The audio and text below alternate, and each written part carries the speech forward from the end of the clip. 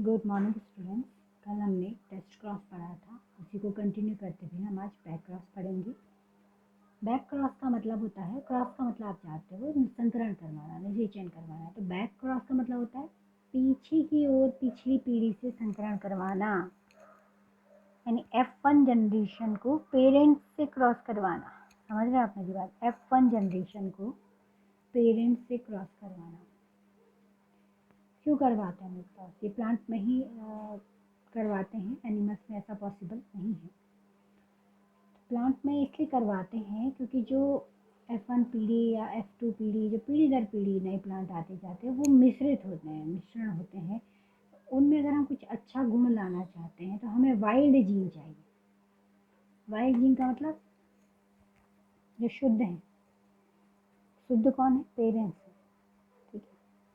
Suppose हमने घर में कोई प्लांट लगाया है और जैसे आपने देखा होगा एक जंगली गुड़हल होता है, जंगली गुलाब होता है, वो बहुत बड़ा होता है और बड़ा सुंदर होता है। लेकिन जो हम घरों में गुलाब या गुड़हल लगाते हैं वो उतने सुंदर और उतने बड़े नहीं हो पाते हैं। तो हम चाहते हैं कि हमारे गुलाब या हमारे गुड़हल भी उसी प्रकार हो। तो वो जीन उनमें कहाँ से आएगा बताइए? वो जीन उनमें आएगा जो जंगल में हमारा गुड़हल या गुलाब है।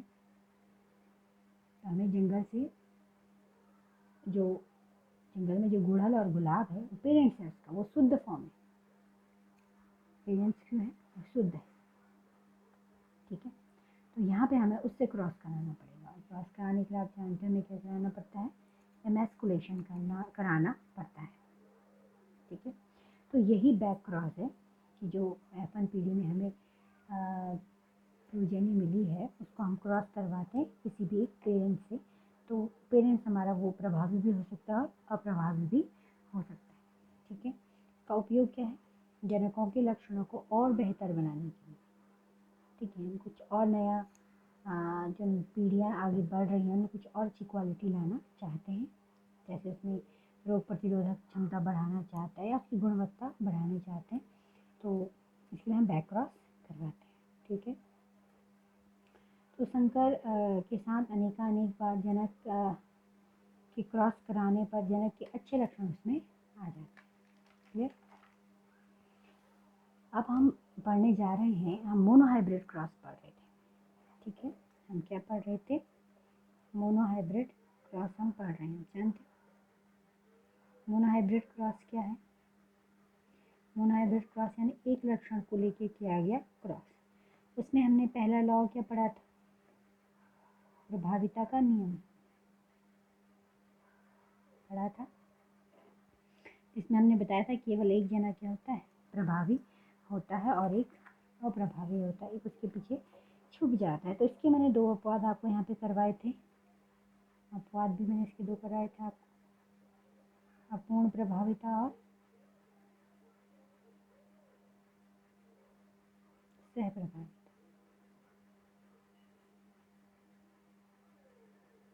अच्छा, दूसरे नियम के बारे में बात करेंगे। दूसरा नियम क्या है? ऊपर मैंने लिखा हुआ है पृथक्करण का नियम। क्या है पृथक्करण का नियम? पृथक मतलब अलग हो जाना। कौन अलग होता है? आपने देखा था F1 पीढ़ी में दोनों गेमीट्स के जो एलील्स थे वो इकट्ठे हुए थे, कैपिटल टी और स्मॉल टी अलग हो गए थे। लेकिन F2 जनरेशन में जाने के लिए वो फिर अलग हो गए थे। ठीक है। तो युग्मक निर्माण के समय दोनों एलील पृथक हो जाते हैं। ठीक है। इस नियम से ये भी सिद्ध होता है कि एलील किसी भी अवस्था में सम्मिश्र नहीं बनाते। सम्मिश्र मैंने आपको कल भी बताया था कि अगर रेड और वाइट कलर के जीन मिलते हैं, एलील मिल जाते हैं, तो वो गुलाबी रंग भले थोड़ी देर के लिए प्रदर्शित होता है, लेकिन ऐसा कोई गुलाबी जीन हमें नहीं मिलता है। ऐसा जीन नहीं बन जाएगा, ऐसे एलील नहीं बन जाएगा कि जो गुलाबी रंग देगा। हाँ, कलर मिक्स नहीं होते। ठीक है। तो पृथक्करण का नियम क्या कहता है? युग्मक निर्माण के समय दोनों एलील पृथक हो जाते हैं और इसे युग्मकों की शुद्धता का नियम भी कहते हैं। युग्मक शुद्ध होते हैं, युग्मक में कभी भी मिश्रण गुण नहीं आता है। आइए इसको हम उदाहरण से समझते हैं, इससे आपको ज़्यादा समझ आएगा। यहाँ पर आपको केवल परिभाषा याद रखनी है और इसे युग्मकों की शुद्धता का नियम भी हम कहते हैं। देखिए, ये मेडल का क्रॉस था, शुद्ध लंबा लिया था, कैपिटल टी, शुद्ध बौना स्मॉल टी। ठीक है, एक को मेल बनाया, एक को फीमेल बनाया, इनके गेमीट्स बने। गेमीट्स मतलब अर्धसूत्री विभाजन। युग्मक कब बनते हैं?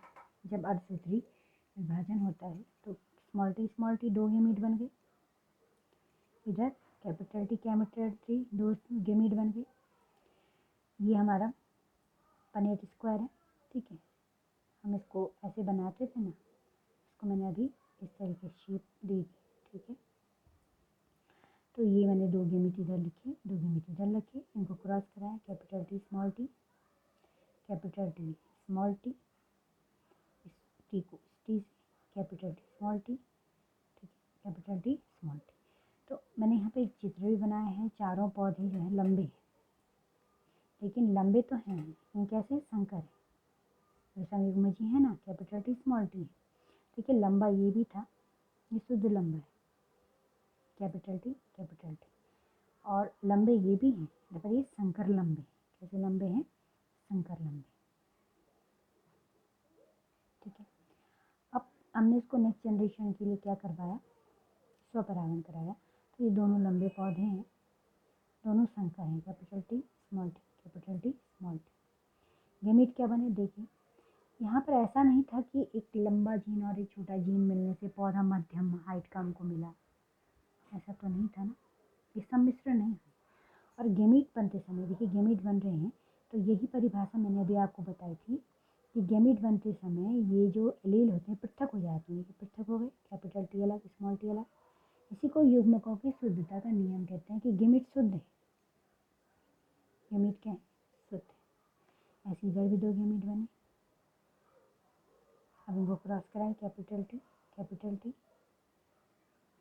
Small T capital T. ठीक है, स्मॉल टी कैपिटल टी, लेकिन क्योंकि कैपिटल टी प्रभावी होता है तो उसको आगे से लिख देते हैं।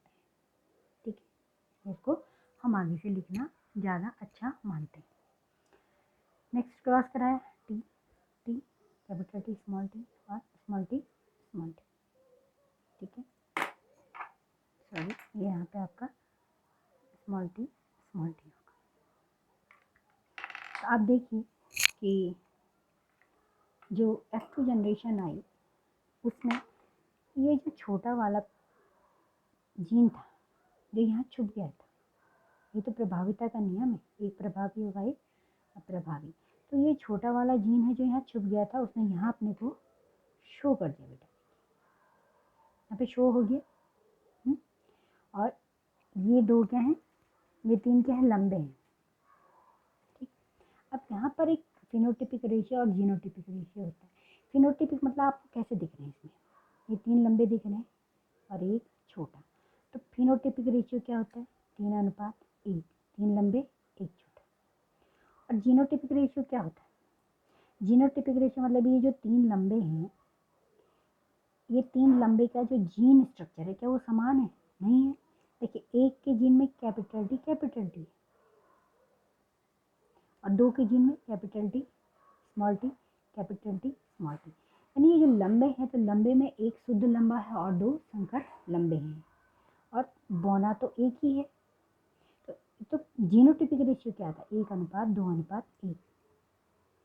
ये आपको कंठस्थ रखना है कि मेंडल के नियम में जो पृथक्करण का नियम है उसमें F2 पीढ़ी में जो रेशियो आता है वो 3:1 का आता है फिनोटिपिक, और जीनोटिपिक रेशियो आता है 1:1:1।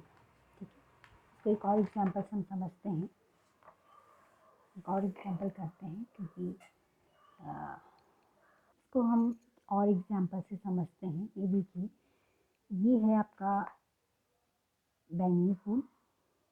ठीक है, इसके बराबर में मैंने बनाया सफ़ेद फूल, दोनों क्या शुद्ध हैं, प्योर है। ठीक है, मैंने कैपिटल पी शुद्ध बैंगनी, स्मॉल पी शुद्ध सफ़ेद के लिए लिखा हुआ है। इनको जब क्रॉस करवाया, हमने पनेट स्क्वायर बनाया, तो F1 पीढ़ी में आप देखिए सारे हमें बैंगनी मिले, पर कैसे थे? सभी संकर थे, capital P small P, capital P small P. ठीक है, सारे बैंगनी फूल कैसे थे, संकर थे, लेकिन कलर कैसा था सबका, बैंगनी, एक भी सफ़ेद नहीं है। लेकिन कोई आपसे पूछे इसमें और इसमें क्या अंतर है, ये शुद्ध है, कैपिटल पी, ये संकर है, कैपिटल पी स्मॉल पी, या ये समयुग्मजी और ये विषमयुग्मजी हैं। ठीक है, फिर नेक्स्ट में वो स्वपरागण कराया हमने F1 पीढ़ी को। ठीक, ये पेरेंट्स पीढ़ी थी, यहाँ पे F1 क्रॉस करवाया, हमारी गैमीट बनी capital P small P, capital P small P. अब यहाँ पे हमें 4 प्रकार की प्रोजेनी मिले, 3 बैंगनी है, एक सफ़ेद है। अगर मैं फिनोटिपिक रेशियो पूछूं तो 3:1, 3 बैंगनी 1 सफ़ेद। और जीनोटिपिक पूछूं तो बताइए जीनोटिपिक क्या होगा। जीनोटिपिक में आप देखिए शुद्ध बैंगनी कितने हैं, कैपिटल पी कितना है, 1। संकर बैंगनी कितने हैं, कैपिटल पी स्मॉल पी 2। और शुद्ध सफ़ेद कितना है, 1 है, स्मॉल पी। तो हमारा रेशियो कितना है, 1:2:1। ठीक है, इसी प्रकार आप मेंडल के 7 लक्षण में से 2 हमने कर लिए, आप 5 करके देखिए कि जो मेंडल ने जो प्रयोग किया उनका यही निष्कर्ष आएगा। ठीक है, अब मैं थोड़ा अपवाद जो मैंने वो कल समझाया था, अपूर्ण प्रभाविता। अपूर्ण प्रभाविता में आप देखिए कि ये शुद्ध लाल था, ये शुद्ध सफ़ेद था। ठीक है, F1 पीढ़ी में हमको जो है क्या मिले, सब गुलाबी मिले। ठीक है, मेंडल के नियम का अपवाद है आपका एंटीराइनम में और लिखा हुआ में मिराबैलिस चालापा में। तो फर्स्ट पीढ़ी में सारे गुलाबी थे, कैपिटल आर स्मॉल आर, ये लाल नहीं बन रहे थे बल्कि गुलाबी बन रहे थे। अब पृथक्करण का नियम क्या है, क्योंकि पृथक्करण का नियम तो सही है बेटा, वो सिद्धांत नहीं हो सकता है। प्रभाविता का नियम तो आप कह सकते हो कि नियम बाद में नहीं रहा, यहाँ पे कहाँ प्रभाविता का नियम लागू हो रहा है। लेकिन पृथक्करण का नियम तो सही है। पृथक्करण का नियम क्या कहता है, ये जो यहाँ पे एलील थे ये युग्मक बनाते समय अलग हो गए ना अलग, कैपिटल आर स्मॉल आर अलग हो गए, एक साथ तो नहीं रहे। ऐसा तो नहीं हुआ कि ये जो है ये कैपिटल आर भी गुलाबी हो गया, स्मॉल आर भी गुलाबी हो गया, नहीं, कैपिटल आर लाल ही रहा, स्मॉल आर आपका सफ़ेद ही रहा। कैसे रहा, कैसे देखिए, जब हमने इनको सेम पीछे की तरफ क्रॉस कराया, स्वपरागण कराया, इसके 2 गैमीट बने कैपिटल आर स्मॉल आर, इसके भी 2 गैमीट बने capital R small R, cross कराया आर आर। देखिए जब आर आर एक साथ आए तो ये लाल ही बन के आई, ये गुलाबी बन के नहीं है। ऐसा नहीं हुआ कि यहाँ पे कैपिटल आर स्मॉल आर गुलाबी होने से कैपिटल आर गुलाबी हो गया और स्मॉल आर भी गुलाबी हो गया, नहीं। पृथक्करण का नियम यही कहता है कि 2 कैरेक्टर एक साथ रहने पर भले इन्होंने गुलाबी रंग प्रकट किया, लेकिन जब ये पृथक हुए गैमीट निर्माण के समय युग्मक बनाए इन्होंने। युग्मक कब बनते हैं, अर्धसूत्री विभाजन में। तो जब इन्होंने युग्मक बनाए बेटा, ध्यान से सुनिए मेरी बात, युग्मक बनाए तो ये क्या हो गए, ये पृथक हो गए, अलग हो गए। और अलग होके इन्होंने अपने कैरेक्टर को बनाए रखा। आर आर लाल ही था, कैपिटल आर लाल ही था, स्मॉल आर सफ़ेद ही था। ऐसा नहीं हुआ कि एक साथ रहने पर ये मिक्स हो गए। ठीक है, सपोज उदाहरण के लिए मैं आपको ये समझाती हूँ, आपने जो है एक लाल रंग लिया और एक सफ़ेद रंग लिया, ठीक है, उनको मिक्स करिए, उनको एक साथ रखिए, तो एक साथ रखने पे वो गुलाबी हो जाएंगे।